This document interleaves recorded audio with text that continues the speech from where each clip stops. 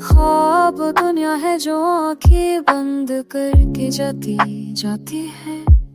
ये वो रंग है जो हकीकत से ज्यादा हंसी लगता है। ख्वाब पर है जो दिल को आसमान तक ले जाते हैं। ये वो चिराग है जो अंधेरों को जगमगा देते हैं। मगर हकीकत ये ज़मीन की आवाज है, ये मेहनत की धड़कन, ये वक्त का राज है। हकीकत कहती है ख्वाब अगर चाहो तो सच बन सकते हैं। मगर उनके चलना होगा, जदोजहद करनी होगी। ख्वाब उम्मीद है, हकीकत मेहनत है।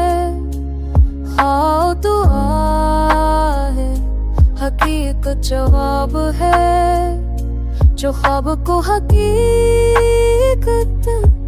में बदल दे, वही असल कामयाबी का हकदार है।